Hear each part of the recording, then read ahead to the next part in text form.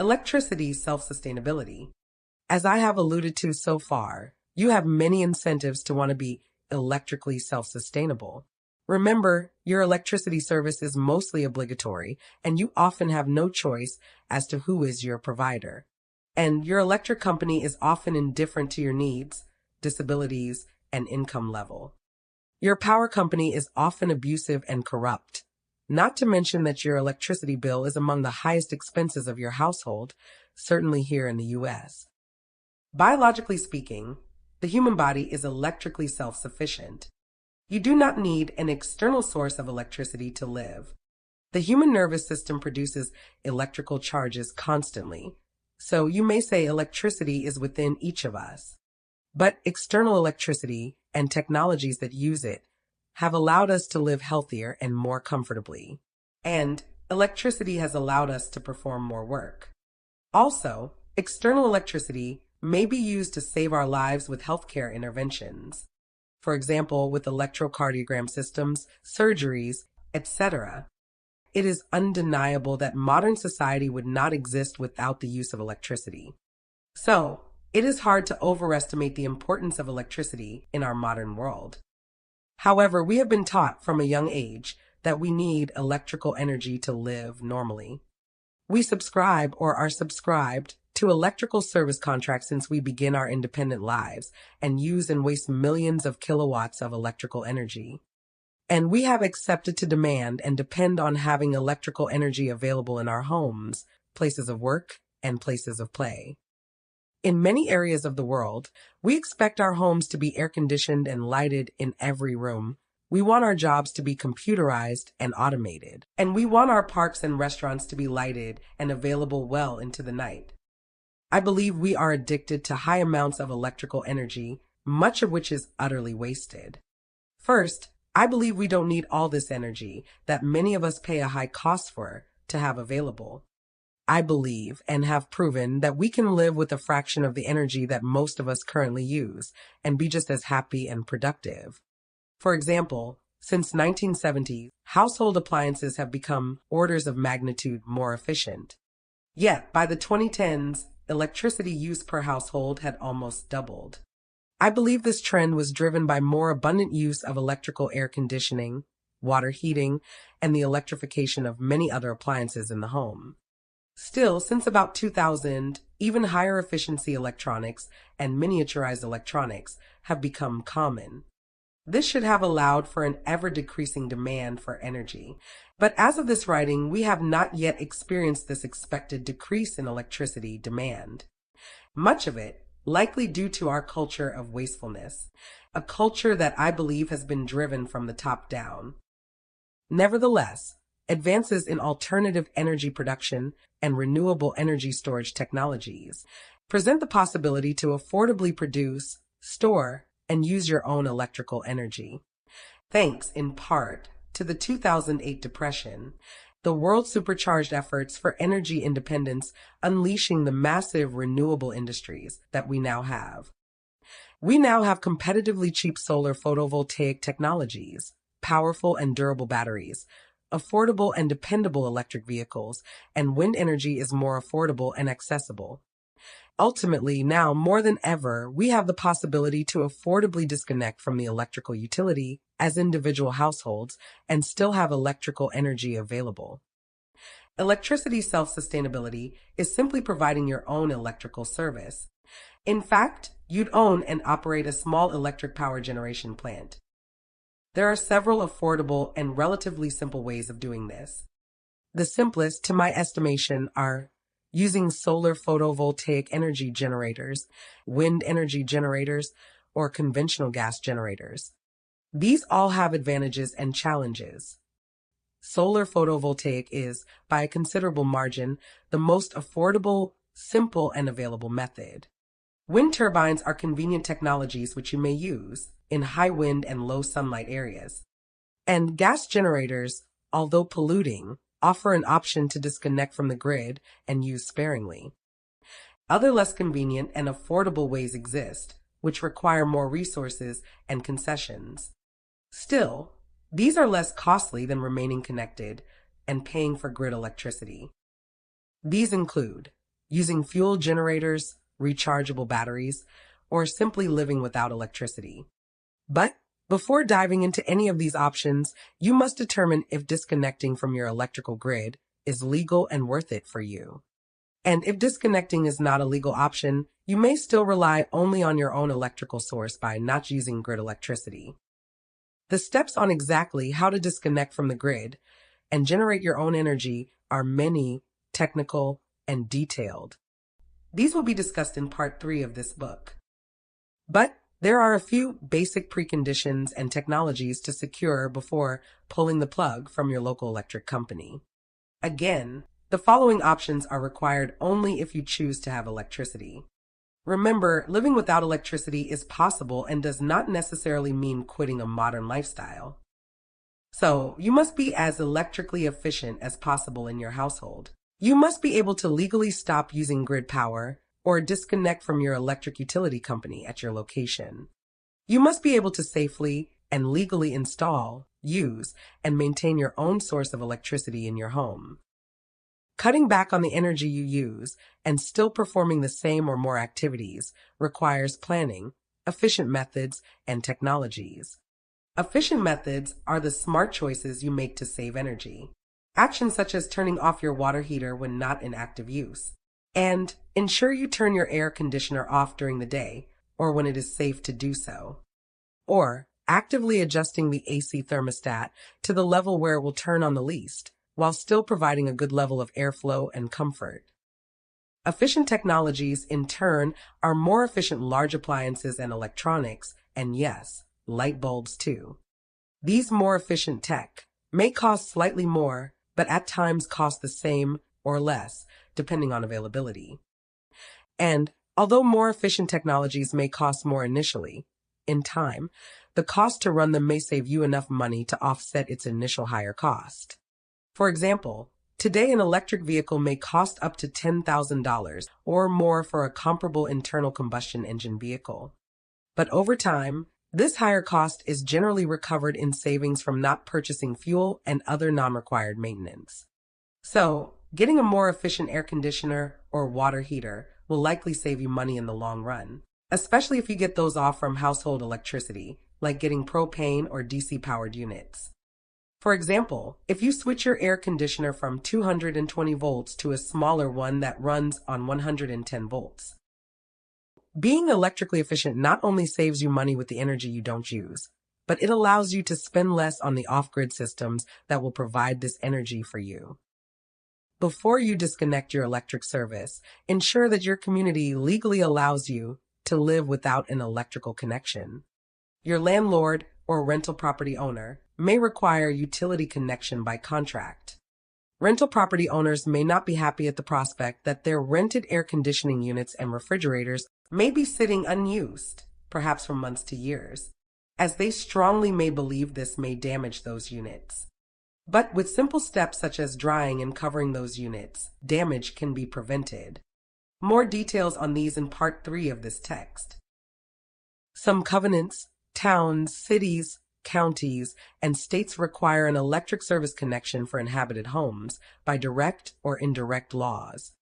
By indirect laws, I mean they can require an electric service connection due to a variety of other laws that are on the books, like child welfare, safety requirements, and other building codes.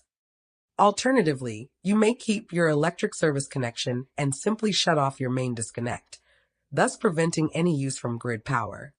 Remember, you cannot be forced to use any service that you pay for. In other words, you cannot be forced to pay. Stop and think about this concept for a few seconds. You cannot be forced to pay. You cannot be forced to pay for a service. You cannot be forced to pay for electricity. I truly hope you get this point. Furthermore, if you can safely and responsibly provide an alternative electrical service on your own, this destroys any remaining arguments against forced connections. Lastly, even without electricity, anyone can live modern and happy lives and certainly can remain safe.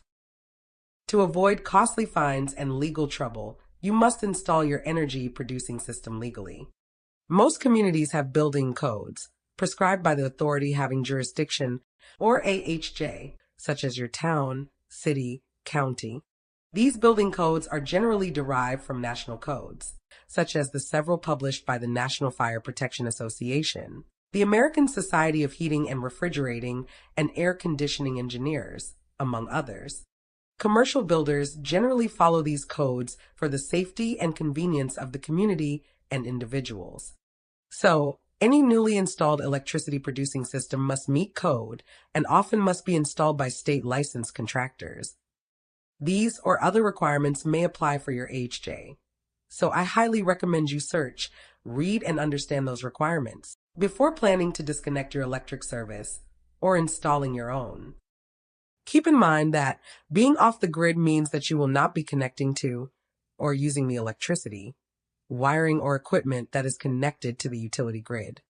Therefore, rules that apply to grid-connected households should not apply. With focus on should not, because your JHA may find creative ways to impose their wishes on you. Again, ensure your decisions comply with the verbiage of your HJ requirements, and you may have arguments to stand on if ever challenged about your actions. To be self-sustainable with solar is relatively simple.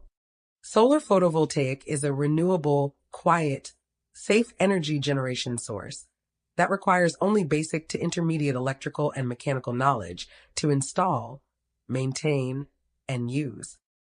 The main components are the solar panels, the inverter, the charge controller, and the battery or battery bank. These are to be interconnected using wiring of various lengths and sizes as prescribed by the National Electrical Code and the manufacturers of the equipment. Panels receive sunlight and produce DC electric current, which charge the batteries via the charge controller. You then use an optional inverter to convert the DC charge into usable AC charge for your appliances, such as lights or electronics. You may more efficiently use current directly from your batteries without the use of an inverter, if you have DC-powered appliances, lights, or electronics. Solar energy is quiet and has no moving parts, with the exception of a few small cooling fans inside of most inverters. Solar technologies have improved dramatically in the past decade and have been adopted worldwide, creating a market brimming with affordable and reliable equipment. If you live in a part of the world with moderate to high levels of insolation, solar energy may be your best option to generate your own electricity. Insolation is simply the amount in average hours per day of solar radiation that your area receives during the year. Insolation may change throughout the year depending on weather factors, but the current daily average has been determined for all areas of the world. Look up your area's insolation number online. It ranges from 1 to 5 hours per day in the U.S. Quality solar technologies have the advantage of lasting a long time and, once installed, require a minimum amount of maintenance. Batteries may be the part requiring the most attention since there are a variety of types, some of which may be usable for only a few years, and others require some cleaning and maintenance. You may be electrically self-sustainable using the wind as a source of electrical energy if you live in an area with abundant wind. Wind turbines are used to harness the force of the wind and transform it to an electrical current using the turbine's generator. The turbine is generally wired to a battery bank for it to provide charge to that bank. You, in turn, would use the battery bank to power DC loads or use a DC to AC inverter so you can power common household equipment and lights. The generator may be a DC or AC generator and may require additional components for it to work, such as charge controllers, disconnects, an inverter, etc. Wind turbines need more skill and resources to install and maintain because they have dangerous moving blades, a generator, and long spans of thick wire that must be carefully routed and connected to each component of the system. The turbine assembly must be erected over 30 feet, depending on size of the turbine. Wind turbine installations may require a team of technicians and the use of a crane and other lift equipment.